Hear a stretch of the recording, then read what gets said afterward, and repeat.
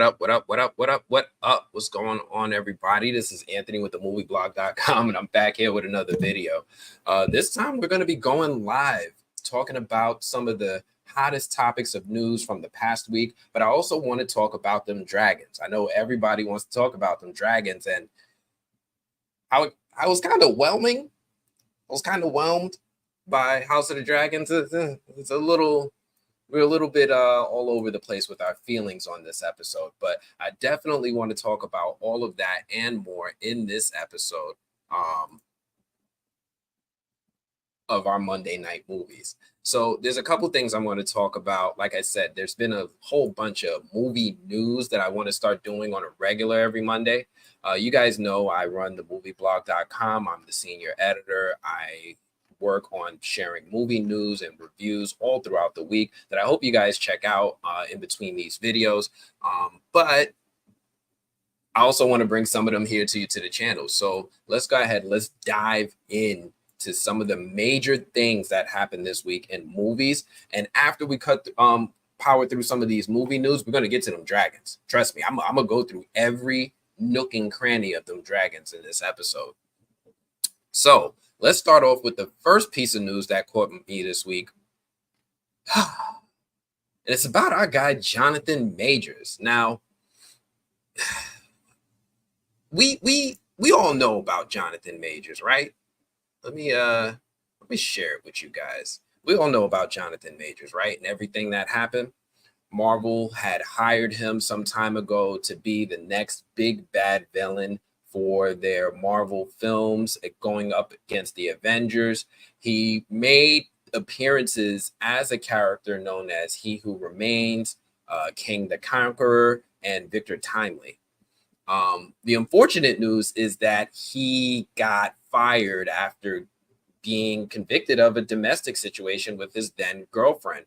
And it just really caught a lot of people off guard when the news was announced that Robert Downey Jr. was going to be the new big bad villain in the MCU, and he would be taking on the character Dr. Doom.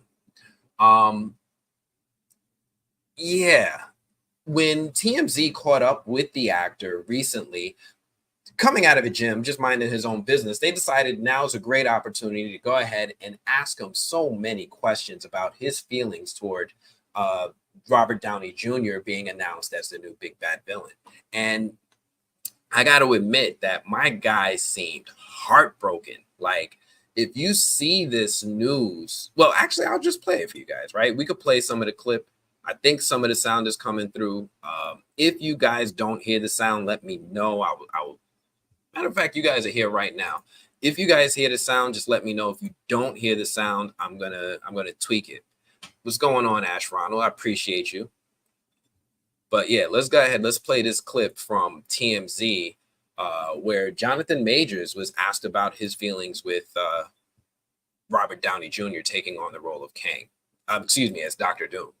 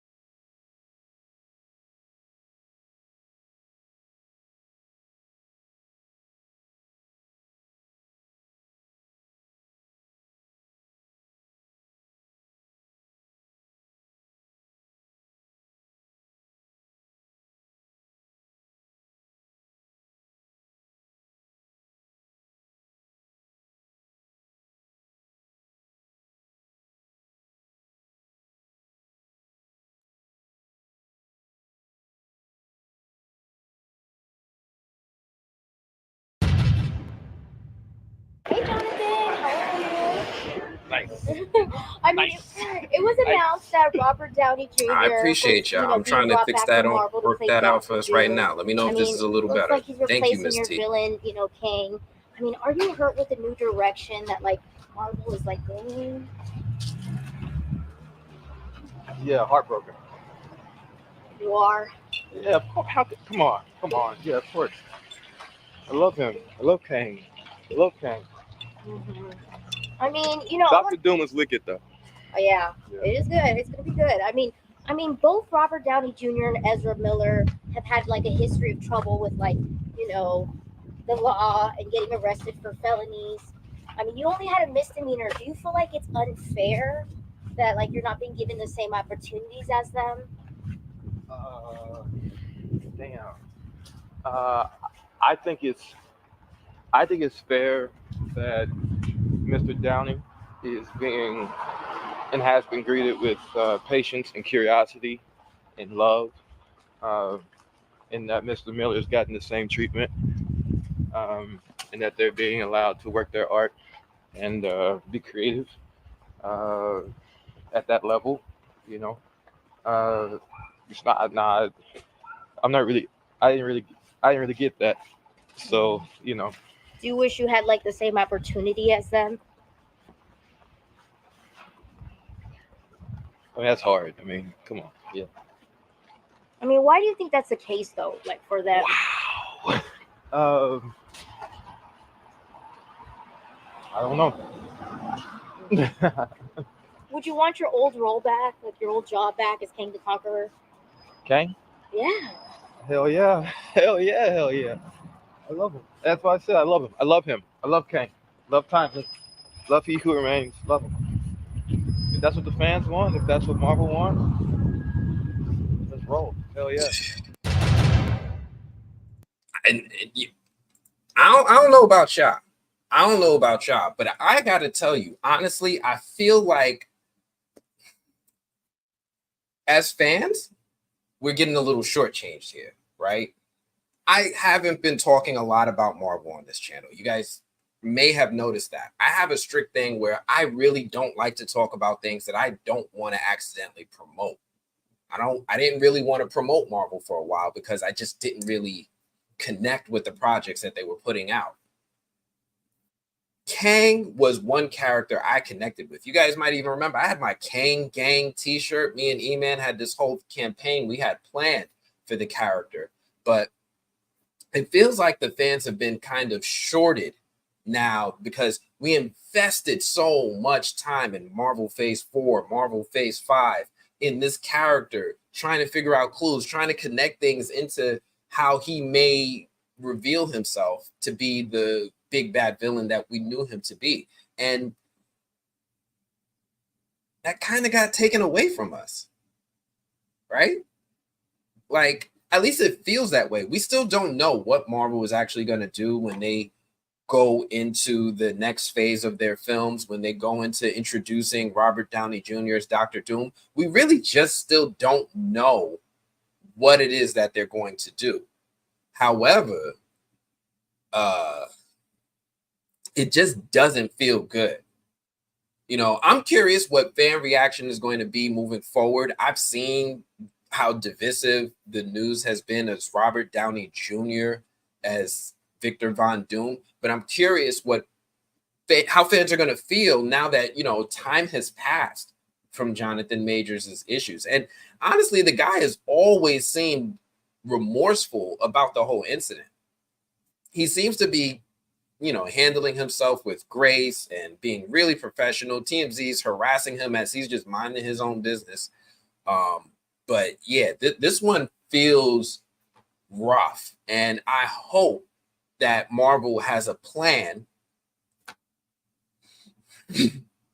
I'm sorry, that's a little triggering for me. Some of y'all know, but I hope I hope Marvel has a plan, or they're starting to make a plan on what to do with this character moving forward, because you can't just leave it like this, right? You can't just leave it unresolved, because too many of us is just going to be unhappy. Let me help you guys out. Can you see me better now? How do I look? Good? But yeah, this one was a major disappointment. But that's not the only movie news we had this week. Let's move on to some Kang. You know what? Yeah, Kang has to come back. Ash Ronald, you kind of right. I still feel like that there's opportunity to bring him back. Miss T, thank you for commenting. You 100% right. TMZ is wrong for this one, right? Like this one, like we've seen how they do, right? We know what they're about. This is TMZ still. And I agree. Kang felt like it was going to be really, really good. You know, he felt like a fish out of water in the Ant-Man movie. He felt like he was just too much of a threat for Scott Lang to handle. He felt like an Avengers level threat, even in that film. I was really excited. I remember that after credit scene where you saw the multiverse of Kangs and how they was just going wild, and I was hyped for that multiversal war. I don't know. Let's see what happens. Let's see what Marvel wants to do, right? Because at the end of the day, Marvel and Kevin Feige can literally do anything they want. There's nothing off limits. They can do anything they want. So let's see what they do. But I appreciate y'all for commenting. Let's see what's on to the next piece of news that I have here. Oh, yes. Let me get this up for us. Yes. Oh, come on. There we go.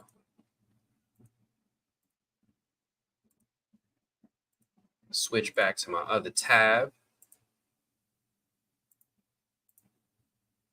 Now, in other Marvel news, Blade.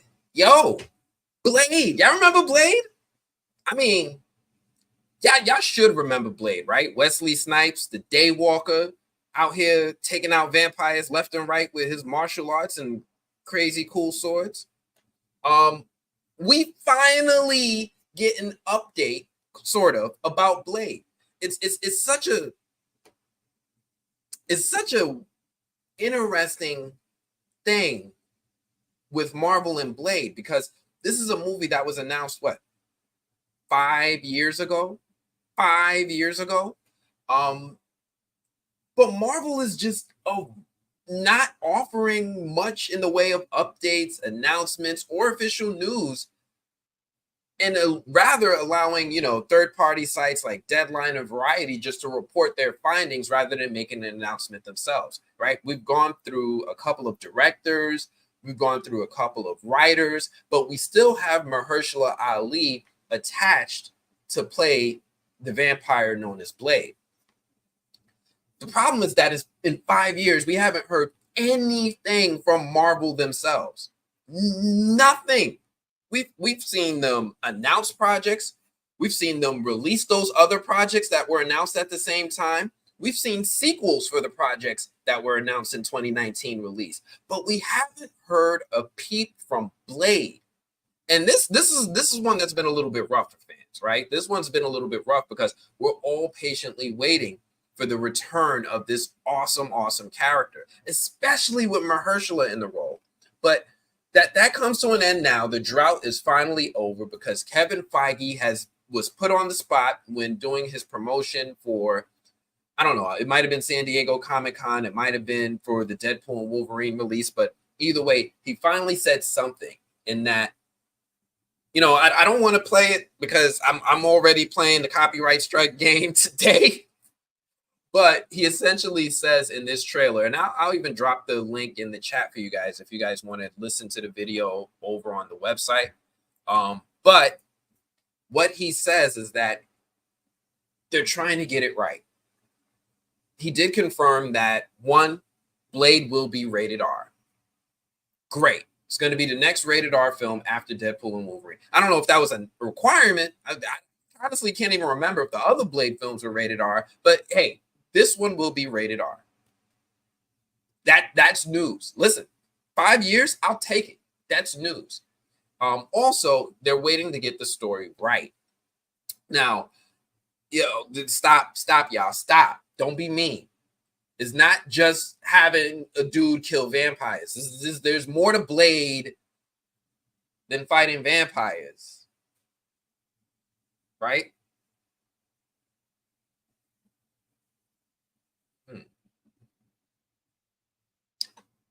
Well, they're going to do it, right? So they're going to figure out how this story is going to be told. And they want to get it right. They want to take their time. They're going through different writers. They're going through different directors. And this is hard. This is a little tough. This is a tough pill to swallow, especially when you know how many projects have been released from Marvel. And it's like, all right, I get it, right? This is a high profile project. But why is this the one that's delayed for so long? Deadpool and Wolverine just came out. I think it was announced after Blade. But they got it right.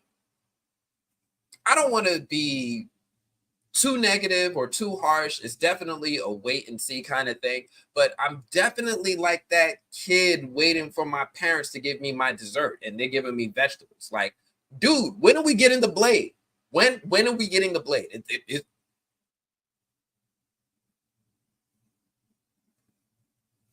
Yeah. But we did get this news. So I'm going to try to be grateful. I'm going to try to be grateful and be patient from the powers that be at Marvel that have proven that they can do whatever they want when it comes to storytelling. And eventually we're going to get Blade. It's going to happen, y'all. It's going to look, an update. But yeah, that's what we got for Blade this week. Also, we have some more movie news in. Oh man, this one takes me back to my childhood, the 90s. Britney Spears. I don't even know how to feel about this, right? But Britney Spears is getting a movie about her life. There's going to be a biopic about the singer, and we're going to watch this movie show us very specific points of her life, seemingly giving us a behind the scenes look for the first time on some of the things that happened. Now, there are so many things running through fans of Britney Spears and boy band and just fans of the 90s mind as we look back at this period in time and just try to guess what they might do. Obviously, you know, what aspect are we going to do? Are we going to see when her career started? Are we going to see her rise and just being on MTV TRL all the time across from Carson Daly? Are we going to see her romance with Justin Timberlake and how that fell out? Are we going to see the beginnings of her career or her relationship with her parents and that whole mental breakdown that she had after achieving fame?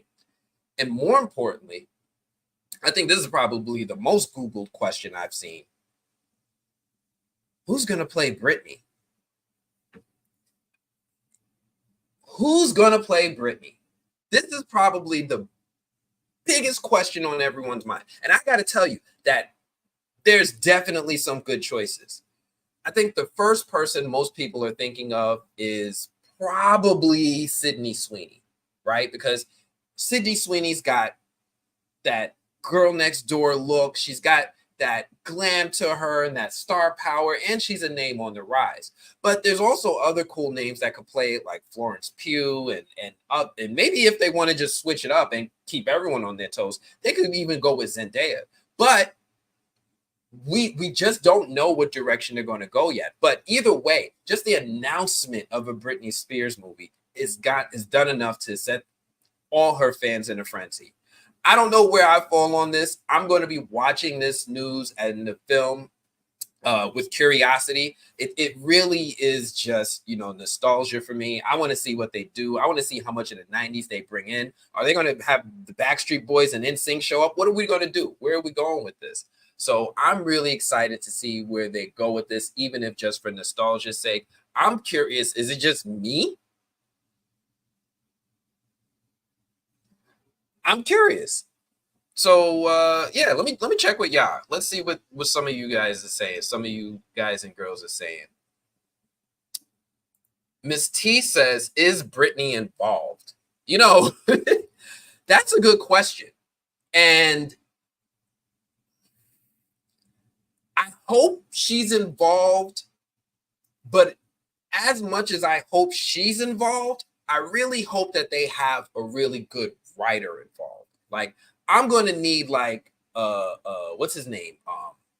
Aaron Sorkin type of writer, like the dude who wrote The Social Network, the dude who wrote the movie about Steve Jobs. I'm going to need this level of writing, right?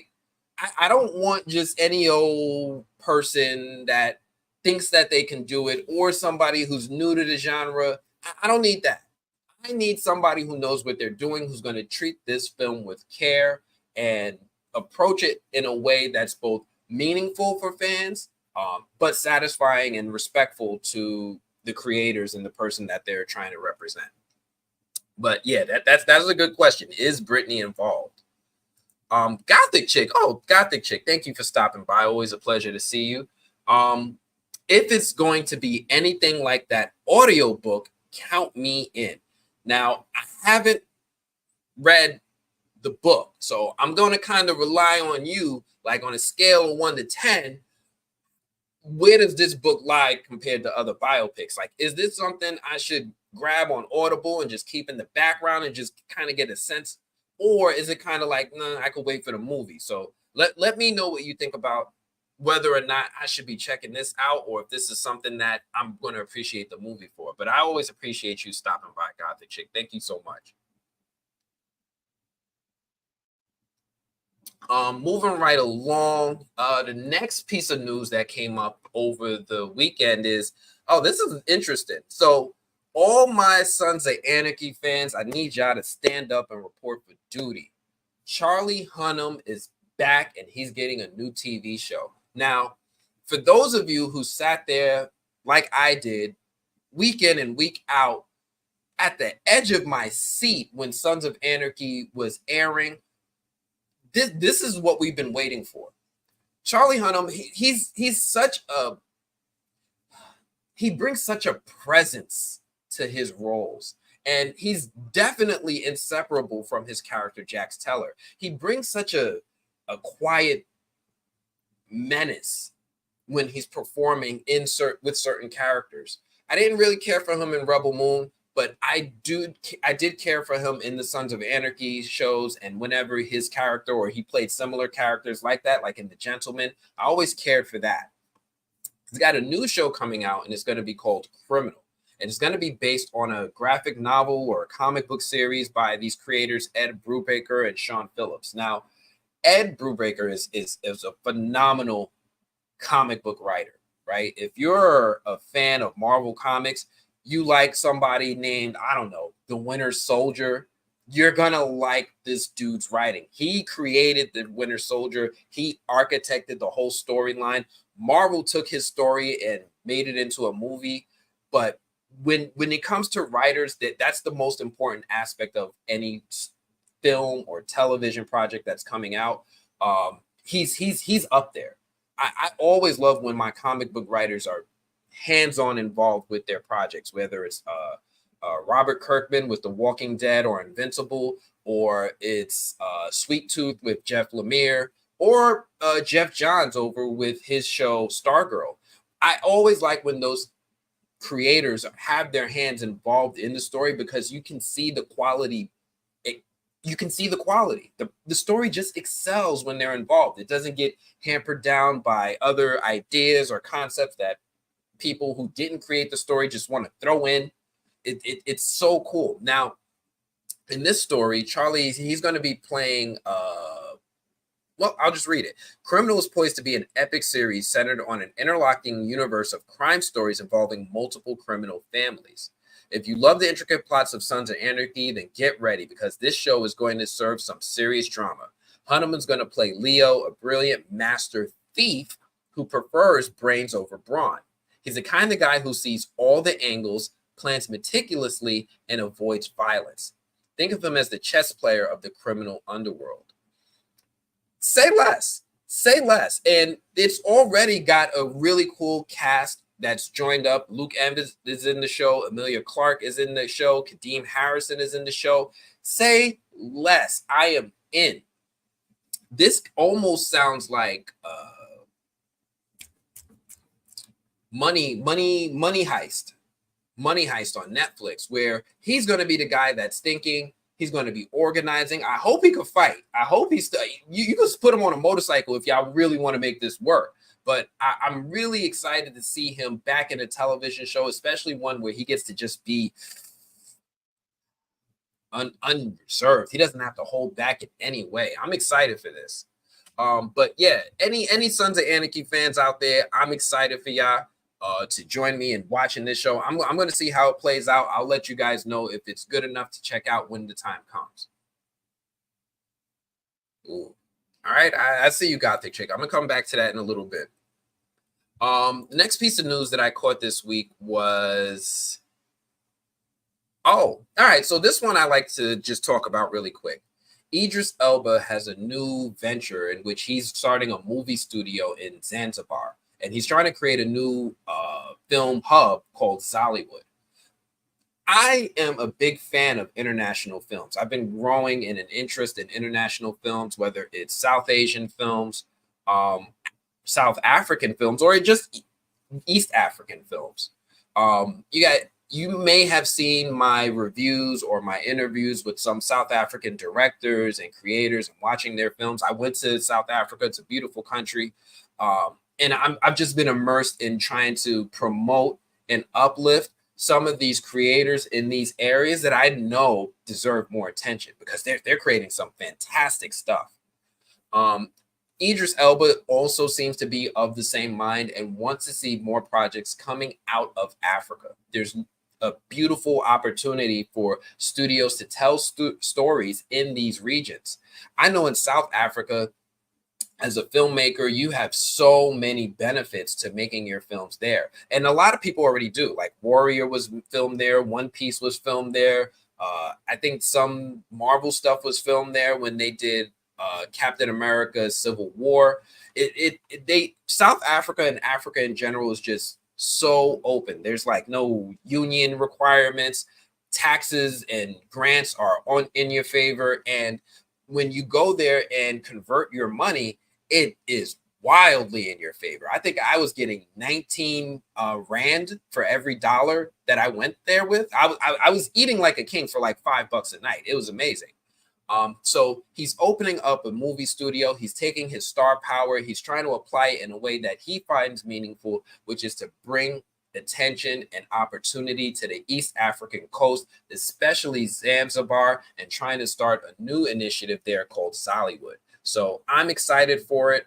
I'm excited to see what comes next. Hopefully this doesn't end up like Akon City and we end up actually being able to see it.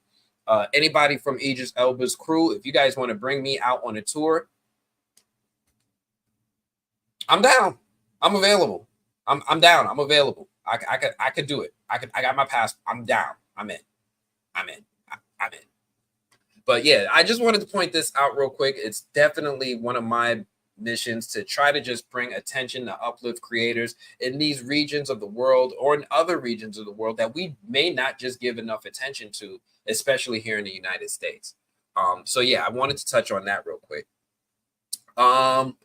What else we got here? Oh, real quick, while you guys are here, I am doing some giveaways. Now, some of you know I want to give away stuff. I have too much stuff. I have too many movies. I have too many movie memorabilia. I got too much, y'all. I don't know what to do with this stuff. I have too much stuff. So I am giving away stuff. So I'm going to talk a little bit about this. I'm going to talk a little bit about that stuff that I'm giving away. But first, I'm going to start with this. If you are in the Chicago area, go over to the movie blog right now. I am giving away tickets to an advanced screening of Alien Romulus. Now, this is specifically for my fans in the Chicago area. If you're not in the Chicago area, hold on, I got something for you too. But if you're in the Chicago area, I'm going to put a link to this in the chat. Go over and enter now. You can win yourself some free tickets to see Alien Romulus early. You're going to sit with the critics. You're going to sit with us when we watch. I know you want to get in on that. Trust me. But more than that, if you're not in the Chicago area, I got you covered. I teamed up with Fandango and we are giving away money every day towards movies. You like movies? I'm giving away at least $5 a day to random winners towards their next Fandango purchase. Now, just keep in mind, this applies to theaters that accept Fandango. However, if you want to enter, and I think there's like, I don't know, let's say today I give away 3 tickets and only one person enters, you just got $15 towards your next movie ticket. If other people enter, then, you know, obviously the odds are going to be varied by the number of people who enter. However, I do give you more opportunities to win by doing a few requirements in the process. The first thing it asks for is your email. I need your name and email so I know who to give the award to. But more than that, if you do little things like follow me on Twitter, Instagram, or Facebook, or wherever you're watching, if you're not watching on my other platforms, follow me there and you get more opportunities to win. So I'm going to put this giveaway in the chat as well. I'm going to put this on our Facebook. I'm going to put this on my YouTube. For all my folks watching on Twitter and Instagram, I'm going to get y'all covered. I'm going to put it in the comments for this video once it's done. But yeah, come and check us out. I'm giving away $5. Free. The no cost of entry, $5. Go enter, take it. Look, there's 7 days. Every day I'm giving money. So if you enter today before midnight, listen, tomorrow you can enter again. And if nobody else enters and you're the only person entering, you're going to win $5 to $15 every day for 7 days. So go ahead, take it. It's free money. I'm giving it.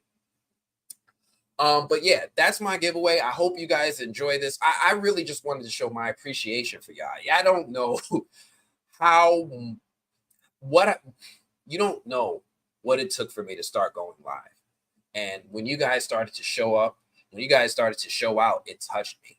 Ash Ronald, I see you. I appreciate you. Gothic Chick, Miss T, I see all of y'all. I appreciate y'all. This is me just showing my appreciation. I want to give some of the things that I have back because I've been blessed and I want to bless others. So appreciate y'all. But that's all I'm going to say about the giveaway for now. Let's move on to the next piece of movie news. Foundation. So some of you who watch the channel have been watching the channel for a while. You know, I like to do weekly coverages of shows. I'm going to get to the last episode of the House of the Dragon in a bit. I'm going to get to that because we got to talk about them dragons. But you guys also know that I cover other shows. I covered Foundation. I cover From. Oh my gosh. If you guys haven't watched From, I'm going to talk to the folks and I'm going to see if I could get the first 8 minutes up without copyright strikes, but I'm going to need you to take the From challenge. But Foundation is another powerful show that I love. It's on Apple TV. Season 3 has finished filming.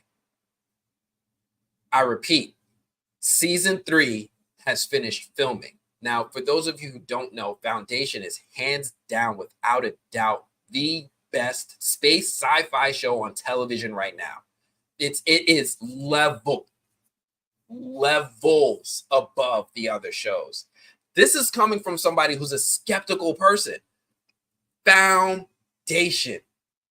Ooh, I just get excited just talking about it. Oh my goodness, yes. Oh, if you guys aren't watching it, please do me a favor. If you don't have Apple TV Plus, borrow it, go get it, sit down at somebody's house, watch season 1. If you don't watch season 1, it's okay. Season 2 is where it really, really, really gets good.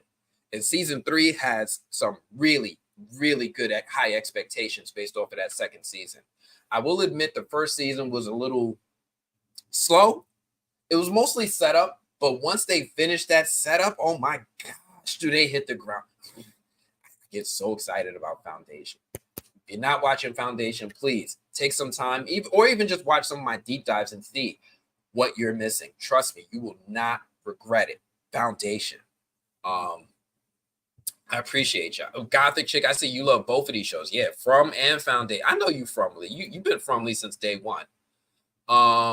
Miss T, I can't wait for From. I know. Look, September 22nd can't come fast enough. I'm like emailing these folks right now. Like, what can I get? What can we do? I'm going to be doing some giveaways for From. I know everybody's seen this little thing, and they're wondering, where did I get it from? What am I going to do with it? Y'all know I love giving stuff away. Stay tuned for when we start doing these live shows for From. Trust me, that stick around. Demers out. I know. I can't, don't get me distracted. Got the chick chill, okay? I don't want to talk about the Prime Radiant and all that, right? We gotta stay focused. There's a whole lot of people who ain't initiated, who ain't watched Foundation yet. They don't know what they missing. Let's get to that. What else is happening? There's a couple things I'm gonna just power through real quick. Green Lanterns, this TV show from James Gunn and the DCU. This one, I believe, has been greenlit to go into production now.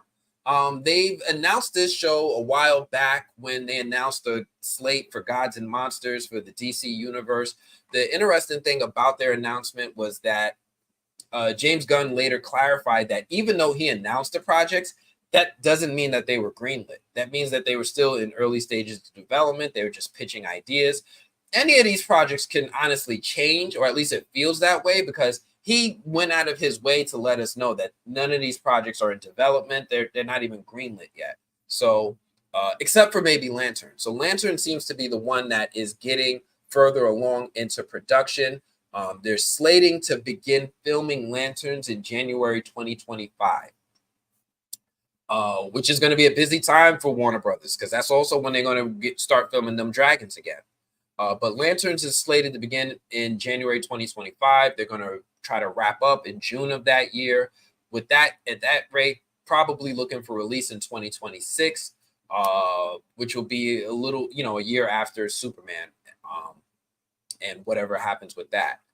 The good news is, and the really exciting news for me, is that we've got good writers. In case y'all didn't hear me, I'm going to say it again for the folks in the back. We've got good writers, y'all. Good writers. Damon Lindelof and Tom King. Now, Damon Lindelof probably needs no introduction. You guys are familiar with him, with his work with J.J. Abrams in the past, working on his projects alongside J.J. Abrams, almost giving us a Star Wars project with Yahya Abdul-Mateen, gave us that fantastic Watchmen adaptation. That all came from the mind of Lindelof. But then we also have Tom King. Now, this is just a deep cut for us comic book fans. There's levels of comic book writers, right? There's like the Jonathan Hickmans, the Jeff Johns, the Mark Wades, and then we've got the Tom Kings that's like working his way up, right? He is, without a doubt, one of DC's hottest talents. He started off from writing a Eisner Award-winning series called Vision for Marvel. It was the foundation for WandaVision. So all that stuff about Vision living a domesticated life and trying to be, all that came from Tom King. They took his idea and gave it to Jack Schaefer and company, and they made a TV show out of it. But that was Tom King's idea. He also went on to DC to make some fantastic stories. I love his Batman story. I love Tom King's Batman stories. I'm an avid comic book reader.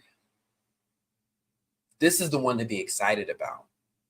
Damon Lindelof and Tom King was teaming with Ava DuVernay to give us a story on Darkseid. She was going to make a movie about Darkseid, and she tapped Tom King on the shoulder to be the writer. That's how good she is. He is. Ava DuVernay knew him. She wasn't even associated with comic books. She's like, him. That's the guy. Trust me, this is the guy.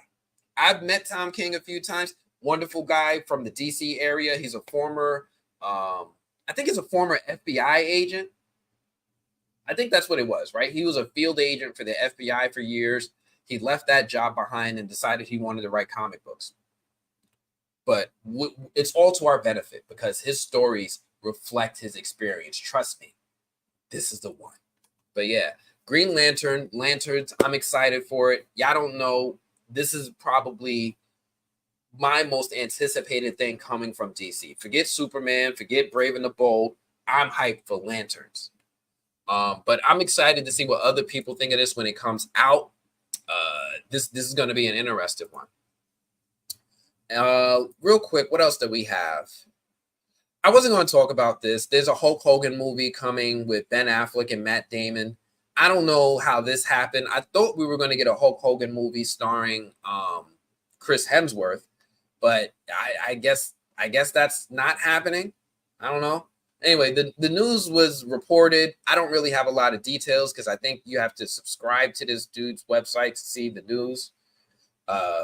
Sorry about that, but you know, hopefully somebody else reports it and gives us more detail in the future.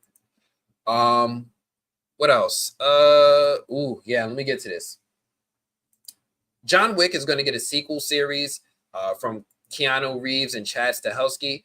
This is interesting. I'm not really sure how to feel about this. The Continental didn't really move the needle for people, so I'm curious as to what a new TV series is going to do differently.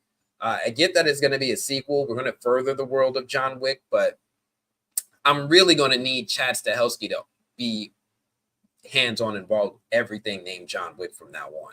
We can't be playing with this, y'all.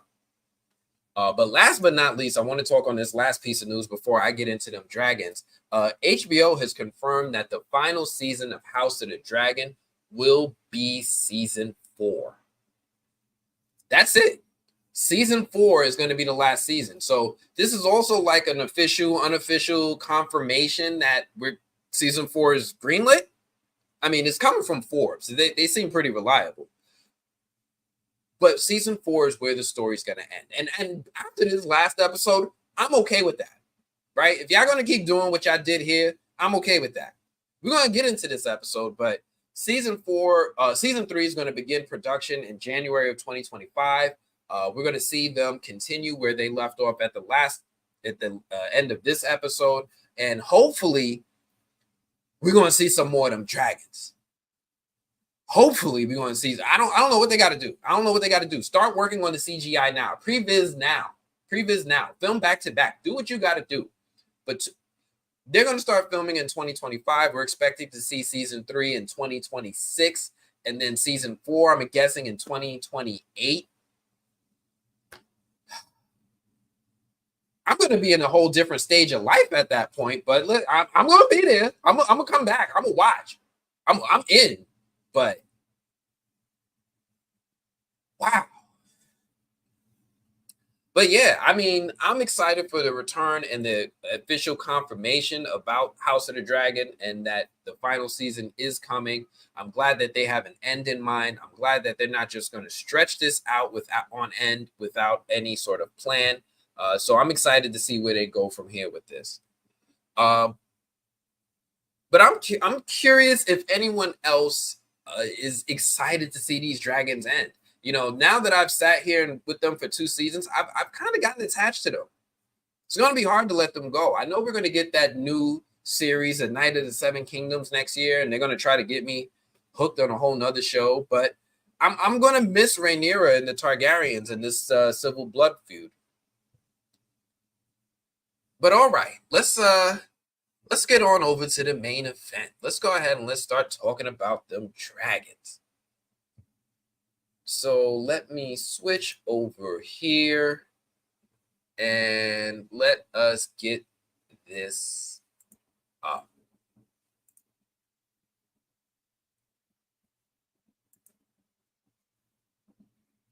Oh, all right. Yeah. I get to do this. And this one.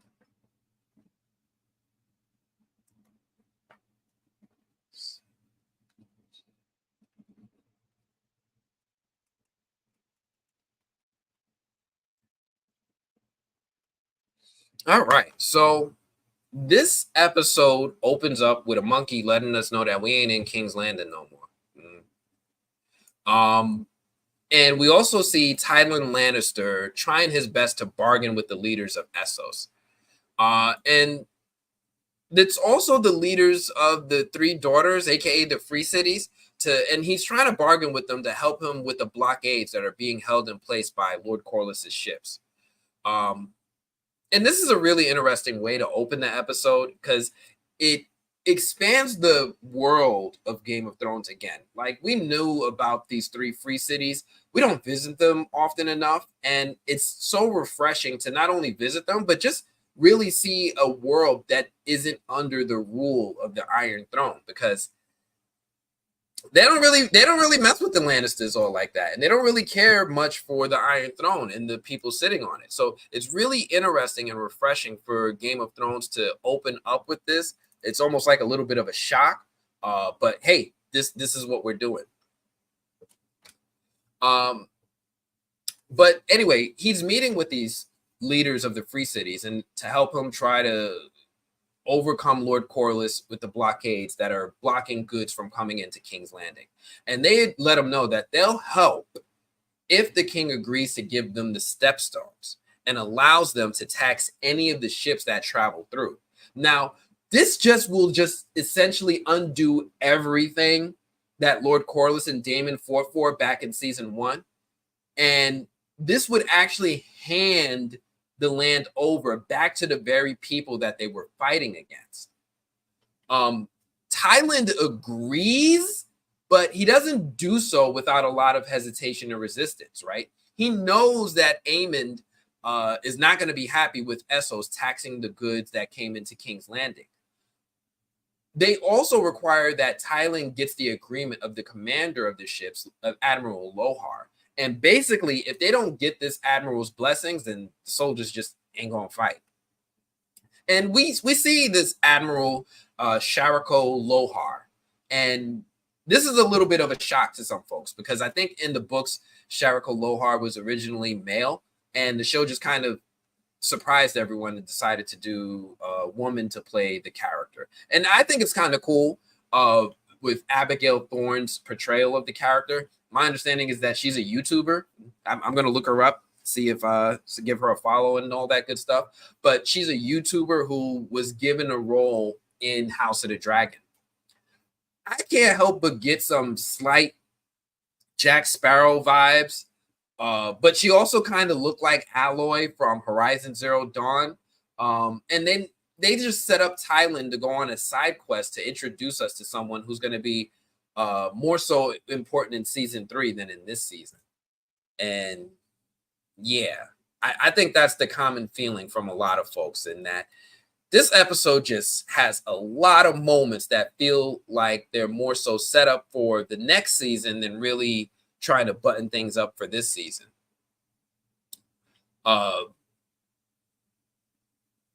We didn't see Vhagar. And we see Vhagar finally get Gully. The problem is that Vhagar isn't caught up in a dance of dragons. And instead, we see Vhagar was sent to task to burning some helpless villagers in a place called Sharp Point. Now, Sharp Point belongs to House Bar Emmon, of Lord Bar Emmon. And Bar Emmon is a character who is sworn to Rhaenyra.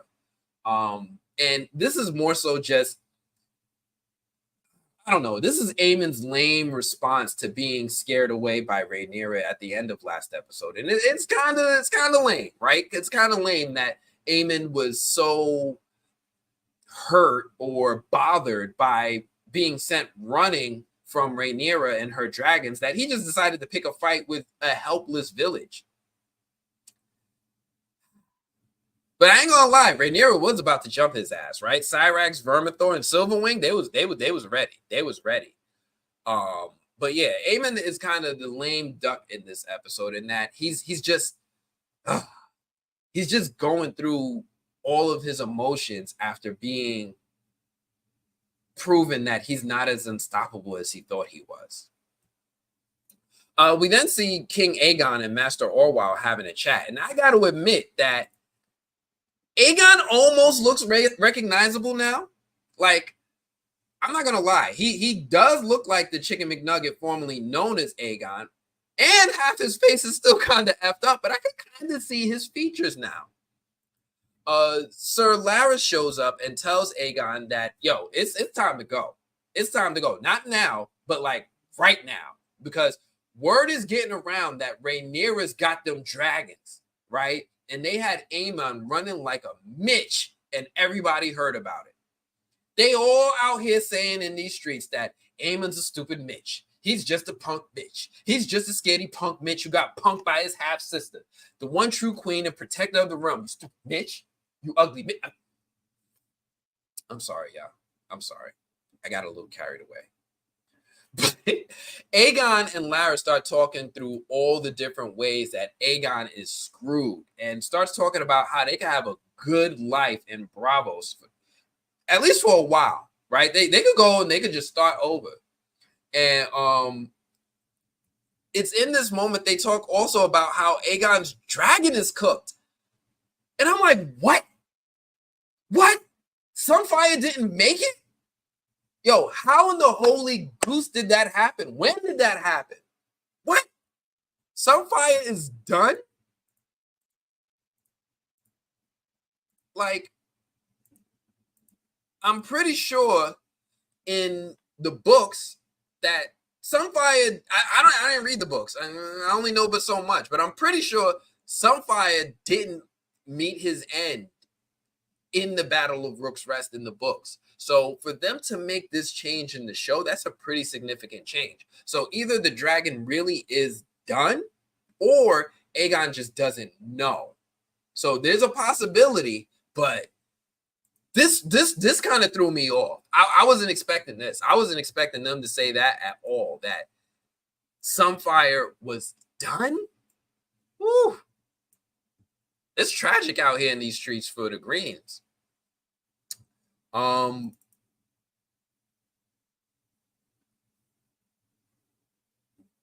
got you, Ash Ronald. I'm gonna get back to that. Give me a second. I'm gonna circle back to that. But right now, learning that this dragon is off the board is a major thing. But man, yeah, because let's be honest, we down a dragon over here. And that's not the only lizard we lost, as Aegon tells him, where am I at? Aegon tells him that, look, he also lost his other sea snake, so to speak. And he doesn't even have working plumbing anymore. Like, his pipe bursts like a sausage on a spit. When he goes to pee, it just pours down his leg. And damn, this is sad. This is sad. Nobody feels bad for Aegon. I feel bad. Aegon, look, nobody feel bad. I feel bad for you, bro. I knew you didn't even want to be king. They threw you into this. This is wow. This is a little depressing. I didn't expect this to happen. We then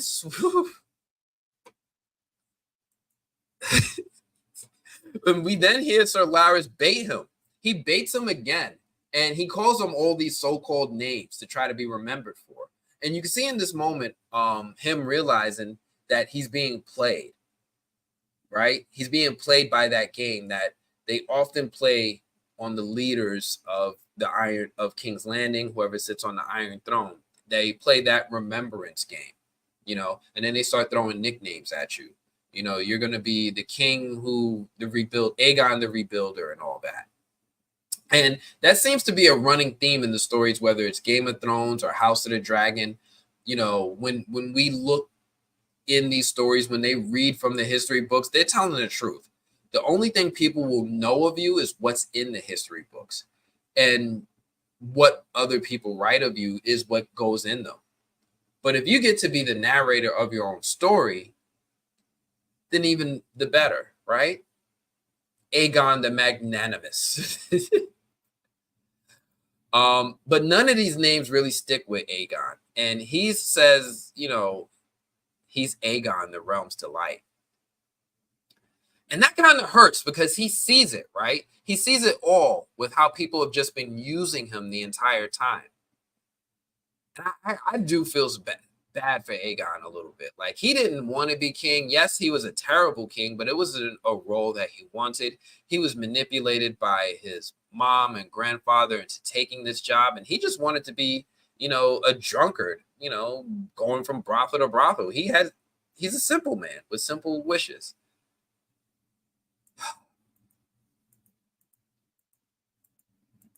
We then switch to Rhaena, and she's desperately thirsty, drinking out of whatever stream she found or whatever fire hydrant, I don't know. And it's kind of weird because, Rhaena just straight up abandoned her armed escort as well as those dragon eggs. And she abandoned Rhaenyra's other kids to go Pokemon hunting. And I know you got to go catch them all, but yeah, this is supposedly, a big change from the books, in which we know later in the episode, she's going to meet up with the wild dragon sheep stealer. But I won't go into too much detail as to what is different from the books, as I don't want to spoil something that could still potentially happen in a future season or in a future episode. But it certainly feels like Rhaena is going to claim the dragon sheep stealer. We then switch to Jace, Ulf, and Hugh. And my gosh, does this scene go foul fast. Ulf has his feet up on the table of the small council. And you can see Hugh was already trying to talk some sense into Ulf before Jace even arrived. But things turn up when Jace arrives, and Jace is not happy at all that Ulf has his mother flood pucking feet up on the mother flood pucking table. And Ulf has no idea who Jace is. And you know what? I can't even really be mad at him for that. Because, there are a lot of Targaryens and Valerians to remember, and they don't have the benefit of this channel to help them keep up with all the players in the game. Ulf has no idea who Jace is. But when Ulf does learn who he is, the first thing he does, he tries to hug him. Right? Oh, we cousins. How you doing? Come in for a hug. Touch his head. Look how big you got. And Ulf is treating him just like he's an extended family. But Jace has no idea what all these things, all this stuff called affection or emotional engagement, or he don't know what that is. He's not familiar with that kind of stuff. Targaryens ain't really like that, right? We don't really see Targaryens hug each other. When they do, they might kiss you. But he's not really used to this, and basically tells him that he better shut up and soldier. Shut up, let Jace assert his dominance, even as the dark-haired prince, and go out there and soldier. Get in line. That's what Jace wants right now. I feel him because he's still feeling threatened over these new dragon riders who are now in a position of power. I said it in the last live stream, but Jace is thinking after about what comes next, right? About what happens after Rhaenyra takes the Iron Throne. Rhaenyra ain't thinking that far ahead, but Jace is. Just like he witnessed his own mother and her inheritance to the throne get taken from her, he's worried that, when she does take the throne and she lives her hopefully long life and dies of natural causes, that when she does pass on, that he gets to just, take his inheritance. But he's worried that these new dragon riders, given time to really get acclimated to power and the wielding the power of a dragon, what's to stop one of these little silver-haired lowborn people from saying that they have a better claim to the throne than this dark-haired imposter?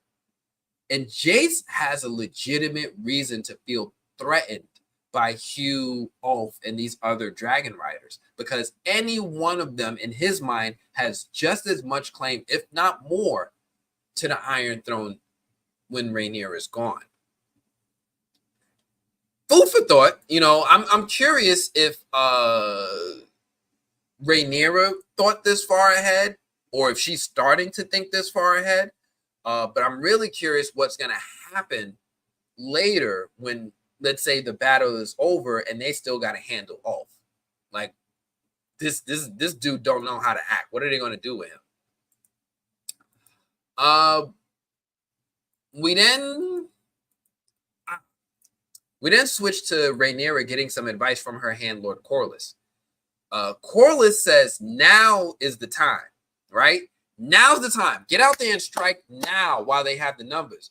But doesn't at all mention that, one of his new one of her new dragon riders just also happens to be his son. He doesn't bring that up at all, but you know, that's a little rough. Like, my guy still ain't claiming him. Like, you still ain't trying to. He's a dragon rider. Come on, my guy. Anyway, Rhaenyra was still holding out hope that she could, intimidate the Greens to finish this fight without having to finish this fight. And I guess this is her being somewhat sincere. Back during last episode, when she said as much to the dragon seed, she was walking among them, and she was like, look, I hope just you claiming the dragon will be enough. We won't actually have to go to war. But that was all before she let them get cooked by Vermithor. And let's keep it a stack. Let's honestly keep it a stack. What is she thinking? What is she thinking? Like, honestly, it's above her now. Too much has happened. Corlys reminds her of this and also reminds her that the Greens have 2 more dragons. In addition to Vhagar, they still have Dreamfire and Tessarion. Corlys also reminds her that Aemon has a temper and he's going to do whatever it takes. Corlys basically tells Rhaenyra 3 words of advice to live by. Don't be stupid. Don't be stupid. Hopefully that sinks in. Corlys also tells her that he renamed his ship to the Queen Who Never Was, and his ships are ready to strike.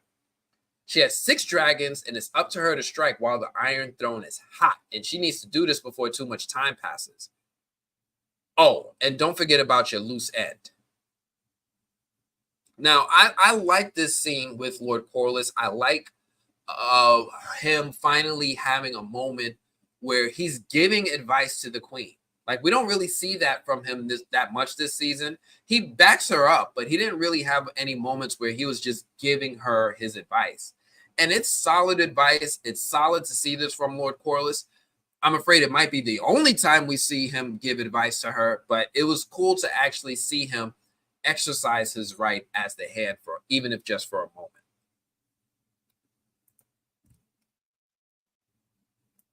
So let me stop right here real quick. Gothic Chick, I know you Team Black. I been knew you was Team Black. You've been Team Black since day one. I knew that, but appreciate you. Off topic, did you hear Ghost Rider Nicolas Cage was going to be in Deadpool and Wolverine? I did hear that. I hear that the thought came out, but it kind of didn't get to the point as far as like Wesley Snipes' Blade did, but I appreciate you sharing that information. Thank you, Ash Ronald. And Miss T, I think Sunfire is done fighting for sure, but done? No. See, I hope not, right? Sunfire was like the most likable dragon on this show. Maybe Meleese is a strong second, but Sunfire was absolutely the happy puppy of the bunch. So I'm hoping that we see Sunfire come back. I think in the books, Sunfire didn't meet its end at that point, but clearly the show is doing its own thing as it changes some of the story and we go into future seasons. But I hope we see more of Sunfire in future episodes. I appreciate you. But where were we? Lord Corlys, he gave his advice. We then switch to Daemon, who is met by this turncoat, Sir Alfred, right? Sir Alfred Broom was sent here to Harrenhal by Rhaenyra to try to figure out what it is that Daemon's intentions are now that he's raised this army. The problem is that Sir Alfred really has some traitorous intentions, which even the ghost in Harrenhal is calling him out on. Like, everybody knows. And he even tells Daemon, like, straight up, instead of continuing on this path to follow Rhaenyra that she set him out on, he honestly believes in that what the realm needs right now isn't a queen, but rather a king. And, I'm going to be honest, we kind of saw this buildup. I'm not 100% surprised that he wanted to be a traitor because we saw this buildup throughout the season with Sir Alfred giving his advice to Rhaenyra to be more aggressive with her use of her dragons in the war. And Rhaenyra was just honestly being a lot more passive and restrained. She never really wanted to unleash them. She knew what kind of mayhem would happen if she did. She wanted to save as many innocent lives as possible, but it frustrated her small council to no end, to the point where now we see Sir Alfred is ready to switch teams. And again, we watched him build up resentment toward her all season. And I honestly think it was actually a little foolish for Rhaenyra to think that Sir Alfred or any of the folks on her council, for that matter, wouldn't have dissenting thoughts over time. It was a little immature of her, but it's also just her inexperience. The whole thing was witnessed by Sir Simon, who put on his snitching hat immediately. Like, he couldn't wait to go snitch. Like, send a raven. Oh my goodness. We then switched to Aemond, not really giving a F about the people of King's Landing. Again, my guy just really does not care about how his war is making things hard on the civilians of the kingdom. This time, he doesn't care about how the crown increasing the time and possible cost of goods is a bad thing on the citizens of King's Landing. And it's starting to look like this guy right here is starting to get fed up. I don't know how this is going to play out, but we constantly see this dude, whether he's speaking to Sir Larys or even talking to Aemond directly, just seemingly getting frustrated. So I'm curious to see what happens with him in future seasons and episodes as well. We then switch to Helena and Alicent, trying to understand why everyone hates them and why they were attacked out in these streets. Alicent says the same thing that Sir Larys told Aemond when she says that even though they aren't the ones that caused the hardship, the people look to them to fix things and resolve these issues because they're the leaders. She then asks Helena what she thinks about the idea of just leaving King's Landing altogether. Helena asks her, like, where would they go? Now, this is interesting, especially since we know that later in the episode that Helena doesn't leave the castle with Alicent. Alicent goes all the way to Dragonstone later in the episode, but Helena stays behind, and she has that second conversation later with Aemond. Anyway, I just thought that was interesting because it felt intentional that she wanted to stay behind. So let's hold that thought for now. We're going to circle back to this. Aemond barges in and wants to recruit Helena in his war against the Blacks, and Helena tells him that she won't burn anyone. Aemond ain't really trying to take no for an answer, but Alicent gets in his face and makes him back down. Now, it's good to see that Alicent finally shows some courage and strength to repel back Aemond, even if it's just this one time, because it came at a crucial time. And she did it. She did it. She went outside. She felt what it was like to be homeless for a while, swam in a lake, and came back with some courage. Go ahead, Alicent. I'm proud of you, girl. That's character growth, y'all. That right there, that is character growth. But Aemond also shows some change in his character at this point, because up to this point, Aemond has been conducting himself as if he was somewhat unstoppable. His grandfather Otto even confirmed it early in the season when he told Aemond that he and Vhagar became the world's greatest superpower. Now, Aemond is acting almost erratic with his actions in burning a helpless village out of spite, and now accosting his meek sister Helena to take up arms in this war. And don't get me wrong, Dreamfire ain't no joke, because in the grand hierarchy of things, Dreamfire still is a pretty large dragon, and it's probably on par with like Sea Smoke when it comes to size, or maybe Caraxes. The whole action of Rhaenyra recruiting the new dragon riders has shifted the hierarchy of power, and everyone knows it. The people in King's Landing are spreading rumors about the event of Aemon turning around from Rhaenyra when Silverwing flew over King's Landing, and it also is not lost on Rhaenyra, who was a little bit more confident in her step ever since the new dragon riders claimed their dragons. Right now that she's got her army, she's a little at ease. She's not as things don't seem as dire for her anymore. We then switch to see Alicent asking the Grand Maester Orwyle for passage out of the town, and also asking his discretion. And this is where Alicent messes up, because we know that Grand Maester Orwyle has been working with Sir Larys and telling him whatever secrets Alicent has. And he's also working on smuggling out the king with Sir Larys. But Alicent doesn't know that. We know that, but Alicent doesn't know that. And this feels like more setup for season 3 now that he has this additional information. We then switch to Sir Crispy. Sir Crispy! I didn't see Sir Crispy in a while. Looking crisp as ever.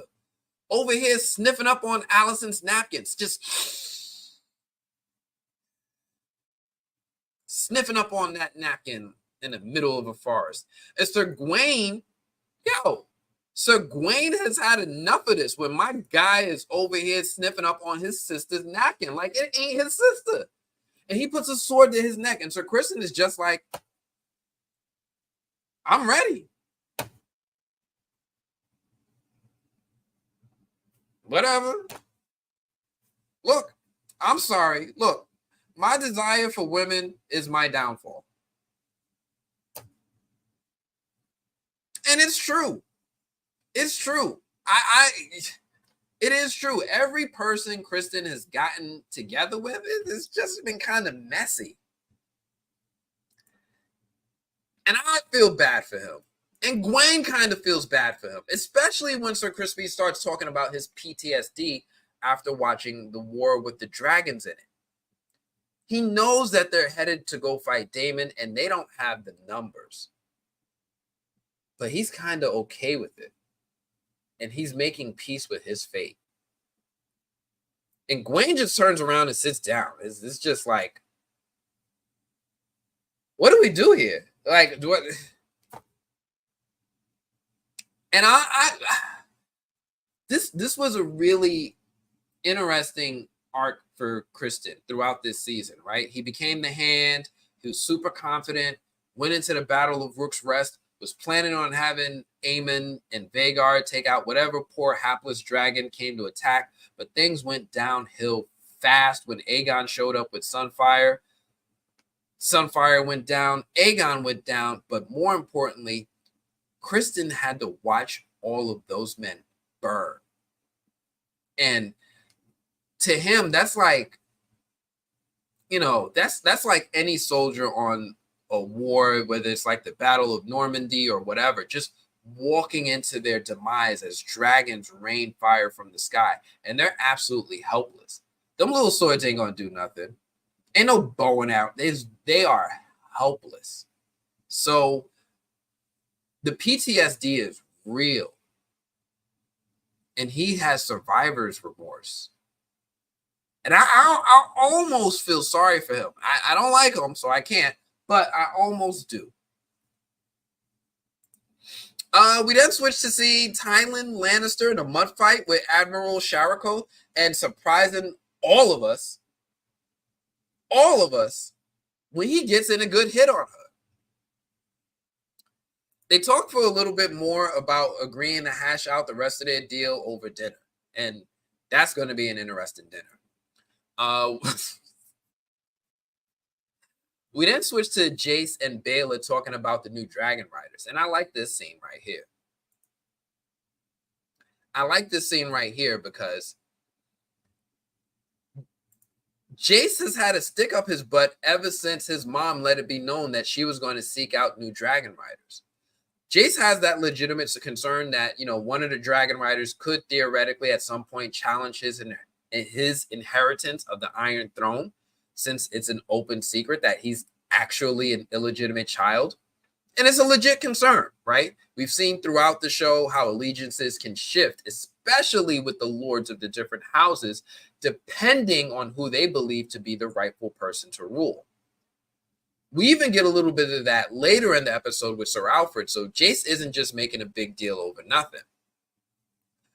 Baela drops knowledge on him and asks him straight up, do you honestly think you are the first noble heir not sired by his noble birthright? And Jace shuts all the way up. And when you think about it, this feels like a little bit of foreshadowing to King Joffrey, doesn't it?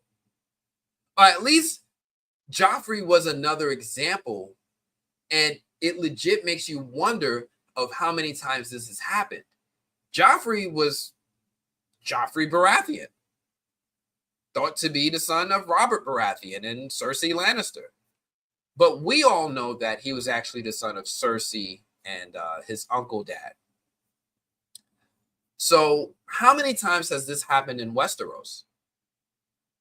This is another one of those examples where it's up to whatever's written in history. But I think Bayla gives him some solid advice. And I love how personable she's grown towards Jace. Even though they don't have a whole lot of screen time together, it feels like that we're seeing the work being put into what will be the foundation of their marriage someday.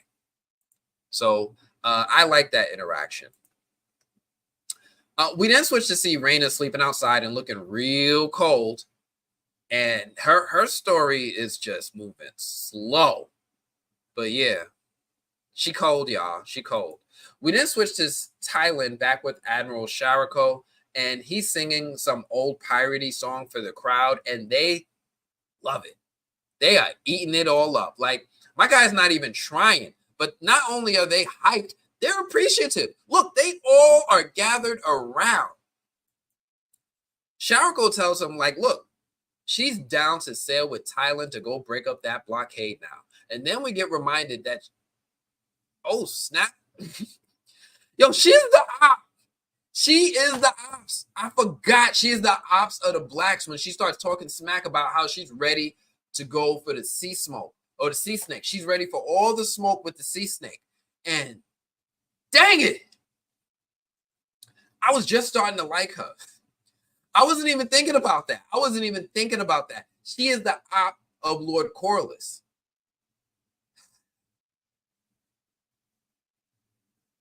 I'm conflicted. I'm clearly on Lord Corlys' side, but I'm going to miss her. She also tells Tylan that she wants him to father children with her wives. And Tylan is all like, how many wives? We then switch to see Ulf's drunk ass getting on Rhaenyra's last nerve while going in on the food and showing no home training or manners. Rhaenyra is trying to be nice to them and offers to make them knights if they act right. And Ulf, Hugh and Adam, they do have matters, right? They do. And Rhaenyra gets a little bit reassured when they show that. And she also lets them know that they're going to fly out in 2 days to take out some strategic cities. Now, the Dragon Riders aren't totally sold on the idea that they would be flying out to take out innocent bystanders. And I'm kind of with the Dragon Riders on this one, right? We just saw this happen with Aemon at the beginning of the episode. But they're willing to fall in line and do what is asked of them. Jace backs up his mother, even if he's just doing it because it enables him to spaz on these dudes, because why not? But he backs his mother. Ulf's drunk ass keeps talking smack and getting on everybody's nerves. Like, my ears were ringing every friggin' time he yelled, "I'll take more of those little birds." And Rhaenyra tells him to F around and find out. And Ulf basically is like, I'm ready to find out. I'm ready to find out. Ooh, what happened here? And this whole thing right here had me and Hugh cringing every time Ulf spoke. Not only is he drunk off wine, but my guy Ulf is drunk off power. And it feels like now that he's claimed the dragon, he knows that they need him. And he just feels enabled to do and say whatever he wants to, whoever he wants. And not only does he not have any manners, he's an opportunist too. Let me see what's going on real quick right here, guys. Let me my screenshots seem to be a little bit out of order. See, that's so weird. They just loaded now.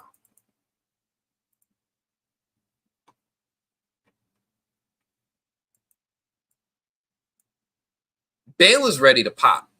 I love that Baylor is ready to pop off on these dudes. And Jace basically lets everyone know in right here, right now, I'm 100% okay with being down with one Dragon Rider. It's fine. It's fine. Listen, we can hold tryouts again. It's fine. We still have the numbers. We can take one for the team. Oath lets them all know that he was just playing. He was just playing, y'all. He was just playing. Yeah, I need to have a sense of humor. But we all know that they don't play like that. Ooh, me. Y'all mind if I take off my hat? I always wear my hat. I'm gonna take my hat off right now. It's a little warm.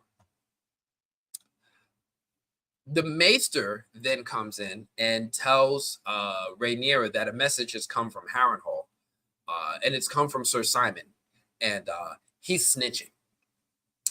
He's snitching on how Daemon and Sir Alfred are plotting betrayal. yo, word spreads so fast. It spreads so fast throughout the realms. And I'm just so shocked at how quickly this reached all the way to Dragonstone.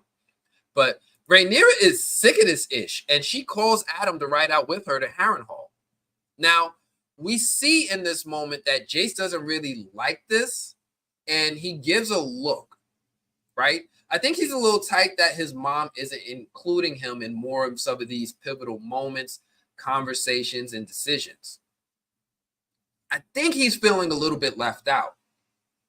He said something slick about the whole idea of getting bastard Targaryens as dragon riders from Mysaria was Mysaria's idea. And this episode, he tried to show some support by standing by his mom's side. But even though he did all that, he's still ain't getting included. He's still not involved. But on the other hand, this is smart from Rhaenyra to not include Jace to come flying out to Harrenhal, because he is the next in line for the throne. And Rhaenyra is already doing something risky by flying out herself. So it wouldn't make sense for them to bring Jace and put their whole royal line at risk at the same time.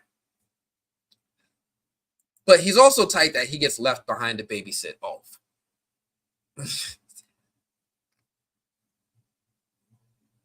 We then switch to see Daemon, who's being visited by Alice Rivers, who's just in his room, sitting at the foot of his weirwood tree bed that he just keeps sleeping in no matter what, which is just weird to me. But she's in here sitting at his bed. And all she says is that she's going to the Godswood. And I thought this was kind of interesting. It kind of stood out to me because she didn't call it the weirwood this time. She's referring to it as the Godswood. Daemon follows, and this is when things get freaky, because we see an antler god thingy dude over here. We see this dude walking up towards the tree.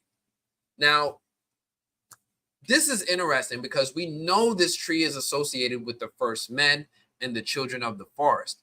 But deers are really only things that we usually see associated with House Baratheon. But I did my research for y'all. I found out that this is actually a tease for the Order of the Green Men. Now, the Order of the Green Men is believed to be a secret order that are the guardians of the Isle of Faces. The Isle of Faces, get this, y'all, is located in the middle of the lake called the God's Eye. It's an island that's covered in weirwood trees. This island, as I said, is in the middle of the God's Eye Lake, right next to Harrenhal.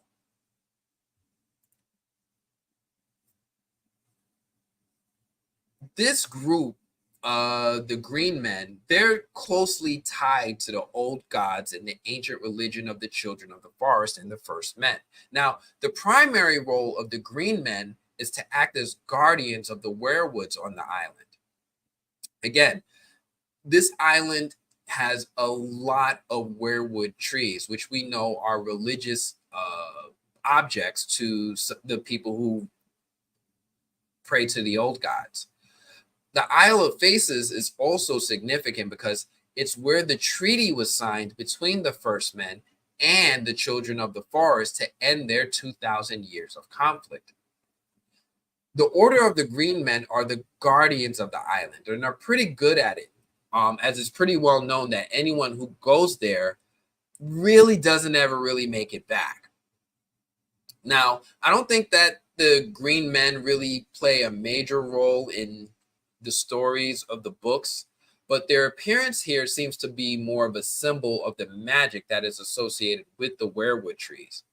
Obviously, the God's Eye stands out, as we know that this is where Helena is going to prophesize later in the episode where Aemon is going to meet his fate. But again, I just think it's interesting that this is called out and highlighted in this moment with the appearance of this type of character.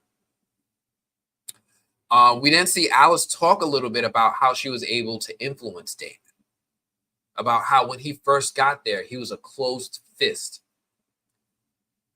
Daemon ain't got no comeback. He ain't got nothing, because we see that Daemon is kind of sort of scared of Alice a little bit. Like, he's a little shooketh about how things have been playing out in this whole time that he's been in this castle. He knows that she represents change, and he's just not sure what to expect. Alice places his hand on the tree. And we also learned that this tree has the face of Game of Thrones creator George R.R. Martin. Now, I learned this after watching the making of the last episode, that the weirwood tree, this is kind of an Easter egg. They carved his face in the tree, which I just thought was kind of neat. But this right here, in this moment, Daemon sees the prophecy. He sees Aegon the Conqueror's dream, and we see him go through all the key moments with something extra when he sees this. He sees this Targaryen-looking dude that is definitely a three-eyed raven. Now, spoiler alert, his name is Brynden Rivers. I don't know if this is going to be a spoiler for House of the Dragon, but Brynden Rivers is also known as the Blood Raven.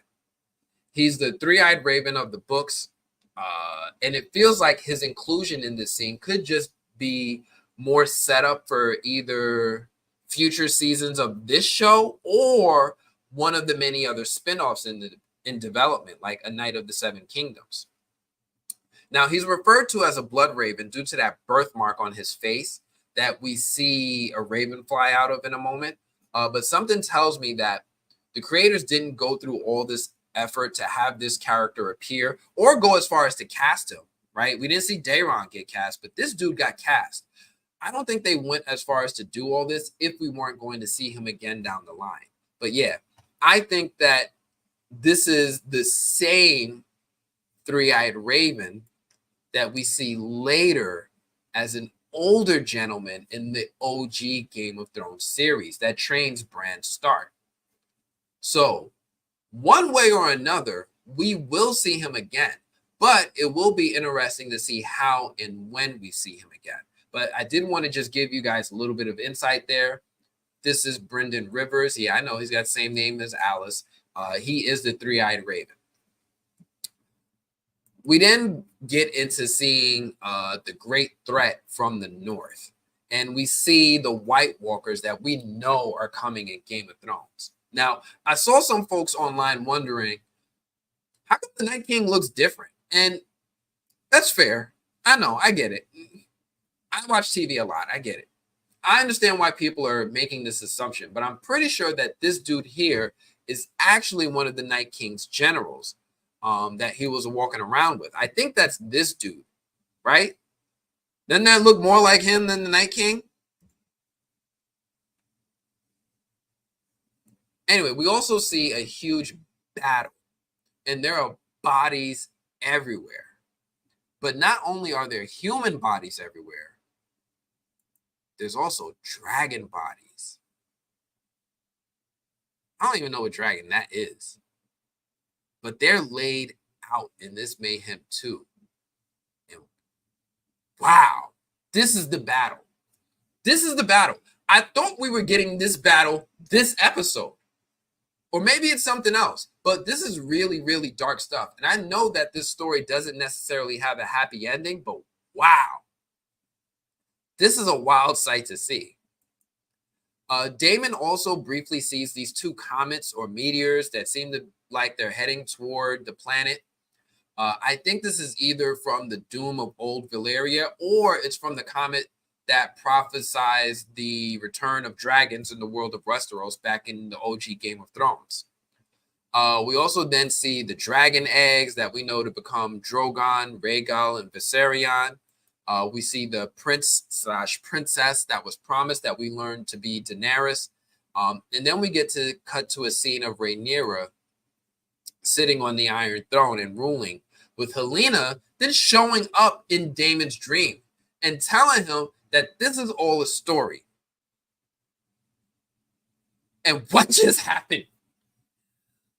What? Yo, I've been telling y'all. I knew this girl was acting. You over here, the three-eyed raven with the future sight? Are you this world's three-eyed raven? Are you working with Alice? What is going on? She just showed up in his, what? And Daemon is shook. He's like, what? Daemon was all of us in this moment, because we're going to see in a moment that the camera just slyly cuts away. And it looks like she was talking to Daemon in the werewood hallucination from King's Landing. Or she was at least remote watching the whole thing, right? It looks like she was either telling my guy he knows what he must do and doing it from there. But it feels like we got the confirmation I've been telling y'all about this whole time. Always pay attention to Helaena. Do y'all see this?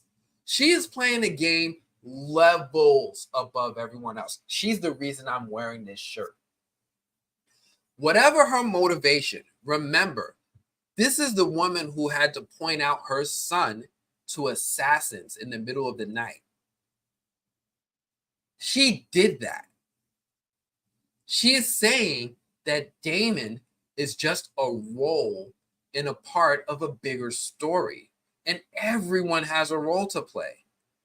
Like, yo, Helaena, levels above. The fact that she knows this, is she just playing simple? Like, is she just playing like she doesn't know what's going on and is just orchestrating things? It feels like she is not as simple as people think she is. She knows what is up. And I'm excited to see where we go from there.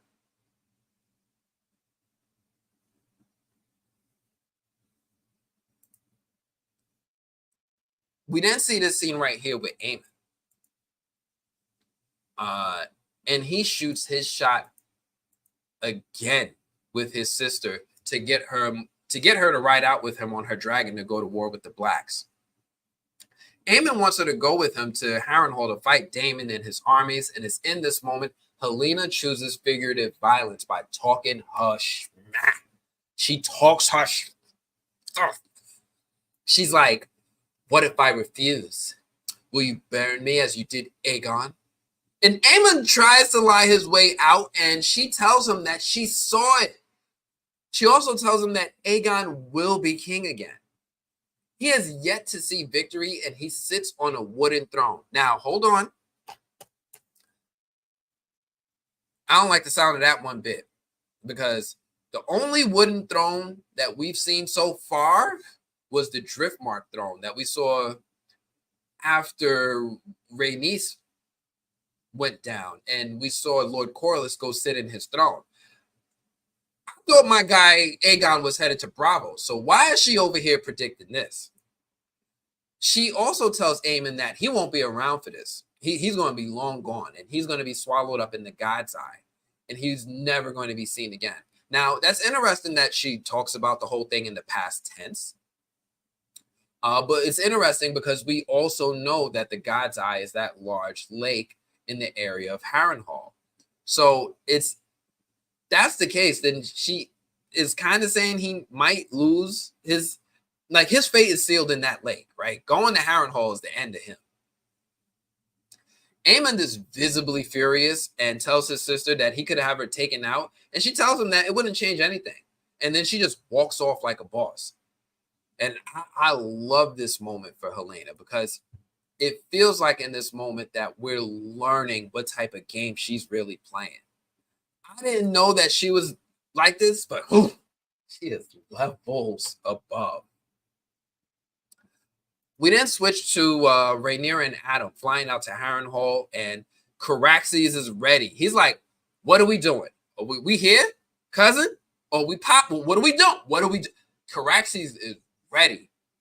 The soldiers aren't sure what's going on, but they're smart enough to know to run first and ask questions later. Rhaenyra then goes to solo her way into Harrenhal, and then she sees this massive army that Daemon has assembled from the people in the Riverlands. We then see Rhaenyra's dragon Cyrax remind us sometimes you gotta pop up and show soldiers. You know, she's not alone, right? When she opened the door, ain't nobody move. Sometimes you gotta pop out.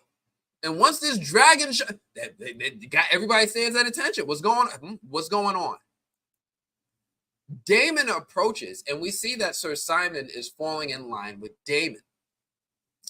Daemon tells Rhaenyra that he wasn't expecting her, and he softly says that the soldiers are sworn to him. Rhaenyra backs up to set the record straight and very loudly asks Daemon, and to whom are you sworn? And this is when they all thought that Daemon was going to have it out with her. Everybody was just waiting to see it all go down. But instead, Daemon speaks to her in Old High Valyrian and says that, yo, I saw the vision. I saw the vision. He saw the vision and he don't want to be king no more. She tells Daemon that, yo, you saying all that stuff that I've been saying. And Daemon is shooketh. He is all the way shooketh. He don't want to be king no more. He saw what is happening. No, that vision straightened him all the way out. My guy, he is so remorseful. He couldn't bend the knee fast enough. He did that in front of everybody. And then all the soldiers here all get in line too. Even Sir Alfred Broomtrader here. And Rhaenyra seems a little bit surprised, but also tells Daemon that she ain't going to tolerate this mess from him no more. Like, that was a threat. That was a threat. You try this again, watch what happens. And Daemon goes in for that little, headbutt kiss thing that they sometimes do. And, Rhaenyra's like, screw you, bum. Daemon has a little Aegon moment here when he starts chanting and waving his sword in the sky, like, and I can't help but feel like this is a little bit of a bad omen. And I like that in this moment, you can kind of see Sir Simon in the background, just slightly out of focus behind Rhaenyra. And if you look at the scene, he's all clapping, he's all happy. He's like, he's been Team Rhaenyra from the start. And I respect that. I was just happy to see him doing that. We then switch to see Lord Corlys meeting up with Adam. And yo, this scene is heavy. This scene is heavy. This scene is heavy.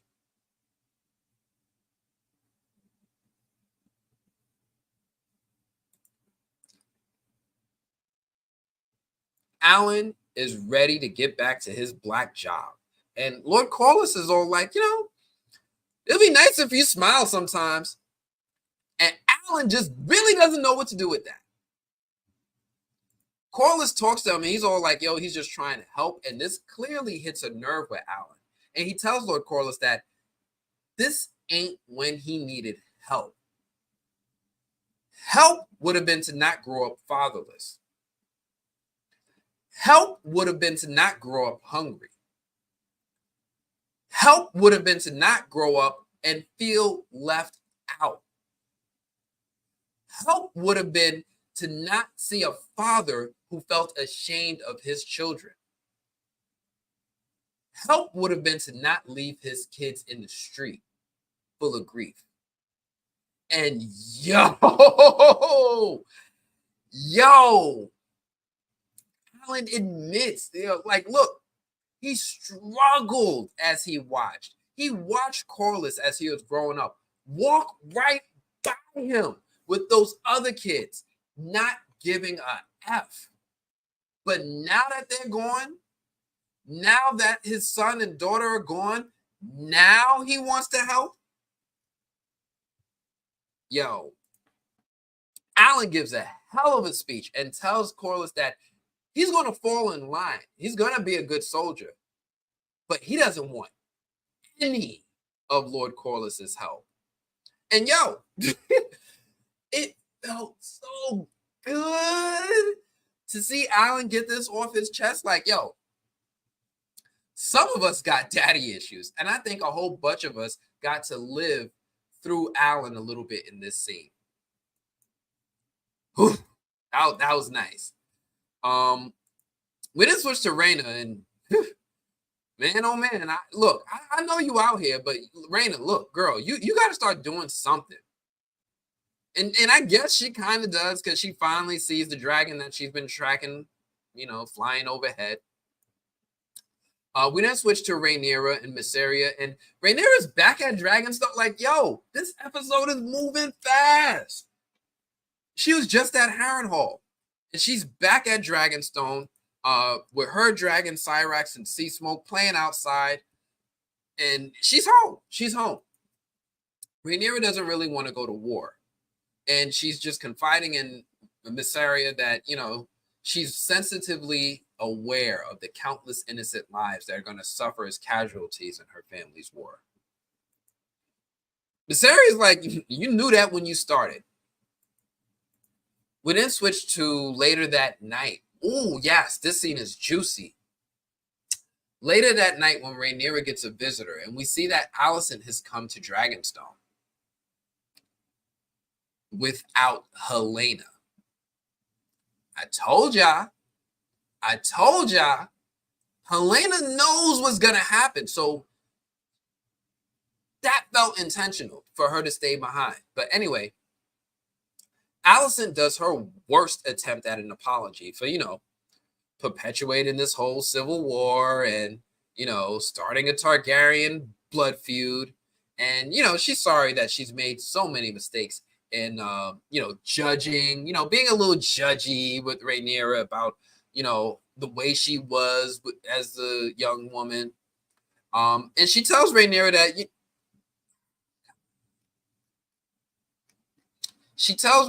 that she wants out from this war.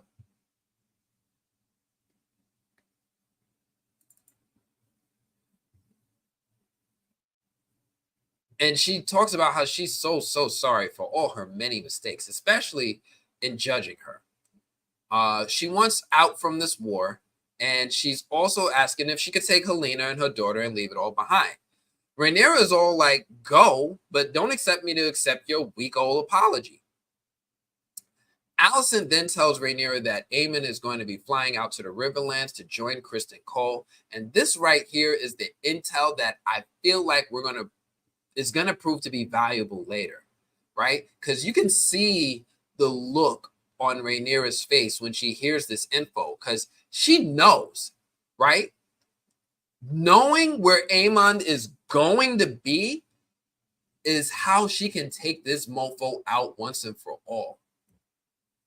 Alicent then has some weak plan for Rhaenyra to just walk into King's Landing, and they're just going to give her the throne. No bloodshed, no beef. That works for you, right? And Rhaenyra's all like, yo, what about Aegon? What about Aegon? And she's right, because the last thing she needs is a living person that can challenge her rule. We saw what happened the first time. And Allison is all like, I could get him to bend the knee, girl. Don't even act up. It's fine. I could get him to bend the knee. And Rhaenyra is like, no, chick, no. A son for a son.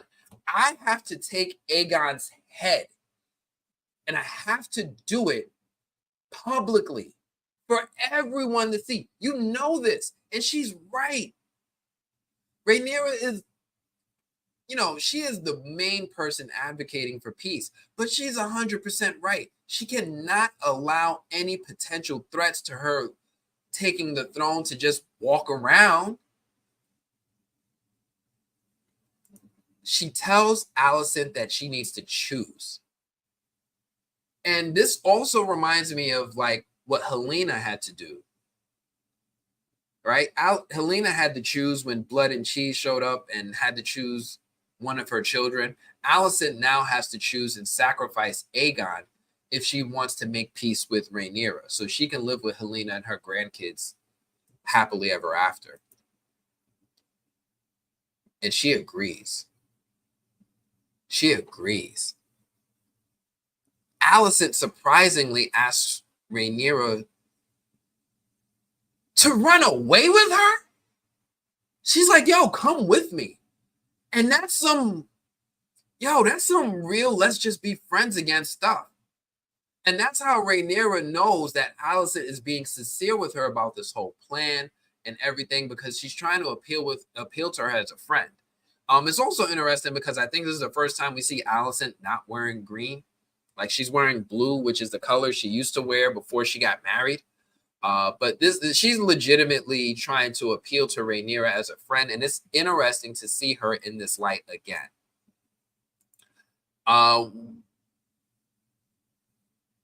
But yeah, it's a rough conversation for her, especially as she has to accept the loss of Aegon. We then switch to see.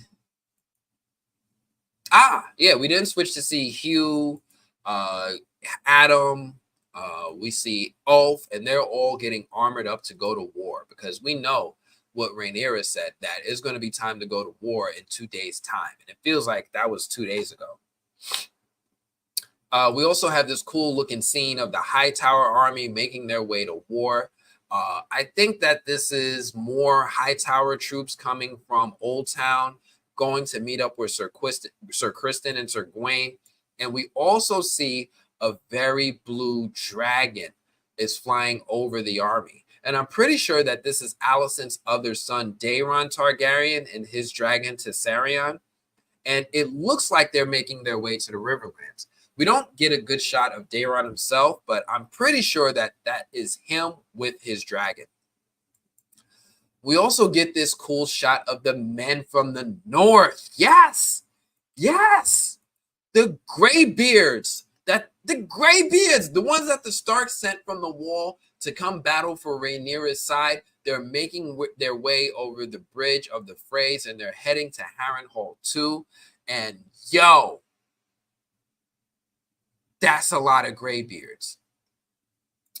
We also then switch to see Jason Lannister with his, he's got some solid looking armor. I think he's probably got my favorite armor. I ain't even going to front.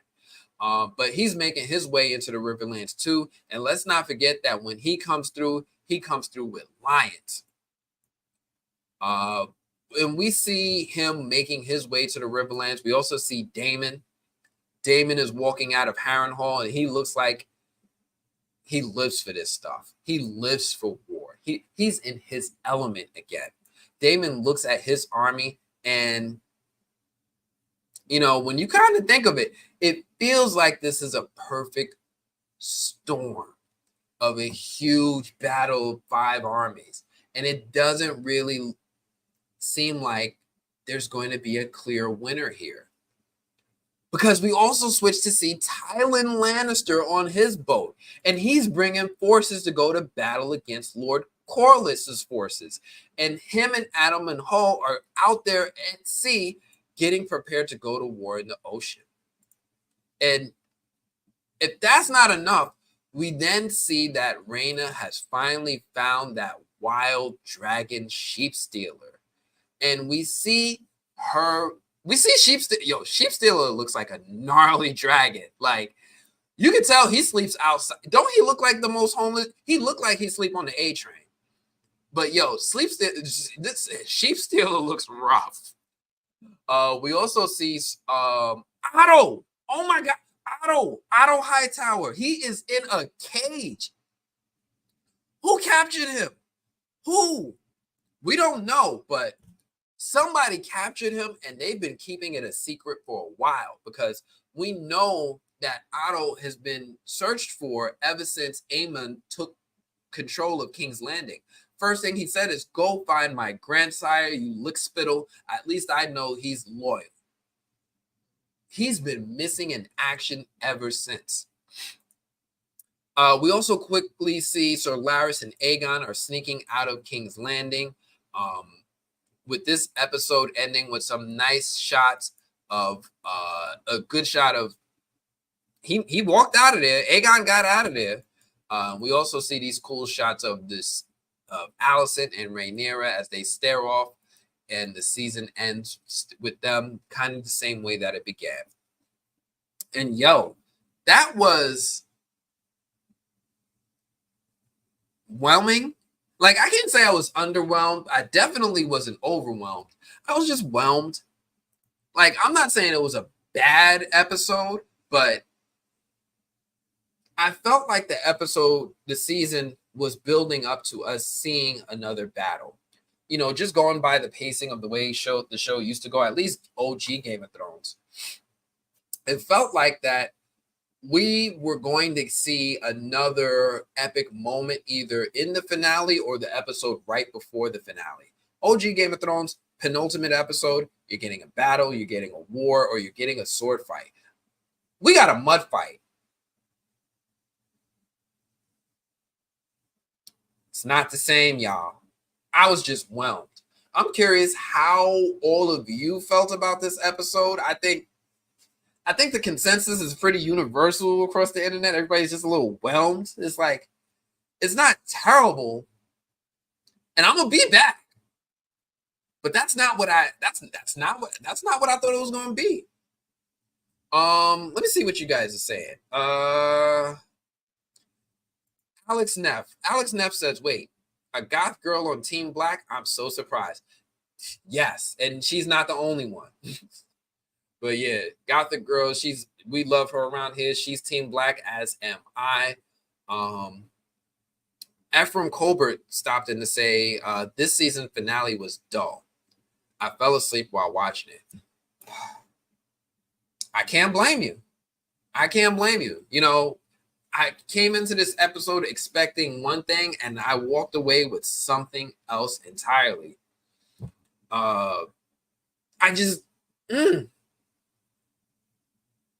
It didn't have that oomph that I wanted.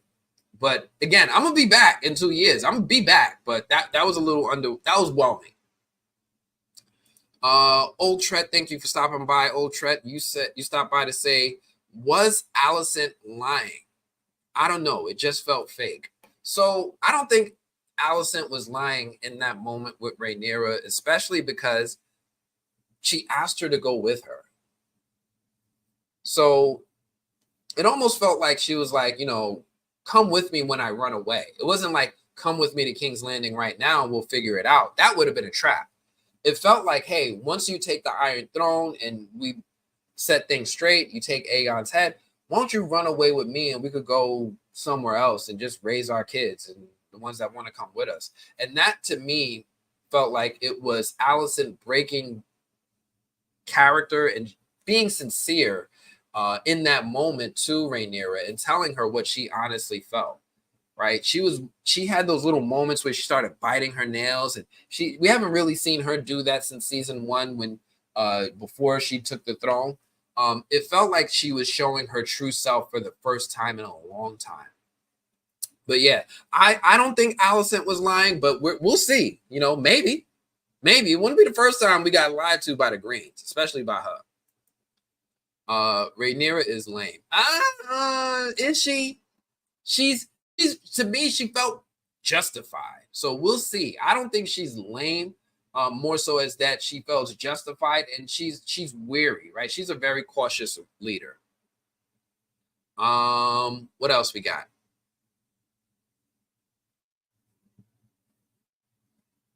You should open the lines to a call-in. We got to talk about this lame character development. I do got the call-in line. I do have the call-in line. I could open this up for us to call in and get this started. Let's see how the rest of these comments go. Maybe I'll open it up. Let's see if we get a call-in. Gothic chick, we team black over here. We team black. Old Tret, what about Ulf? What was he doing there? Ulf was getting ready to go to war, right? We saw him getting armored up, so to speak, but he wore his own type of attire. We know that the different dragon seeds are going to be sent out to different strategic locations to fight, but I'm wondering if that is going to change now that Rhaenyra has that strategic piece of information about where Aemond is going to be later, right? She didn't know where Aemond was going to be, which is why she was like, look, let me go send all of my soldiers out to different places. They can't attack us everywhere. But now that she has an idea of where Aemond is going, I wonder if she's going to change her strategy and where she's going to send the dragon seeds when we finally do get into season 3. But yeah, I think Ulf was just getting involved to go follow through with whatever Rhaenyra had planned for her. But I appreciate that. But yeah, that is the episode. Let me see. There's 10 people still in here. Let me go ahead. Give me a second. I'll open up this call in line and we can actually get some call-ins.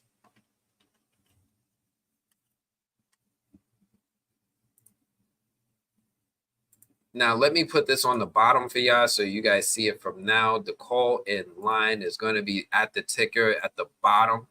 I can take a couple of calls. I can't be out here all night. It's still a school night, y'all. But let me go ahead and open this up for us right now and add this as into our stream.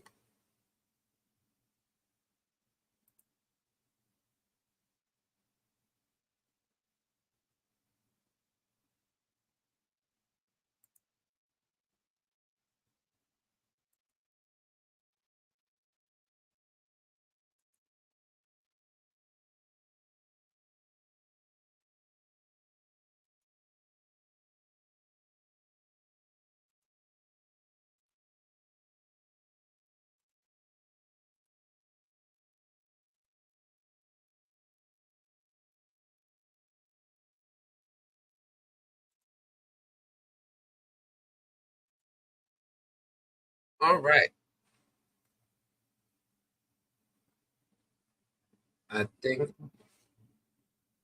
we're cooking with grease. So let me go ahead and test this out.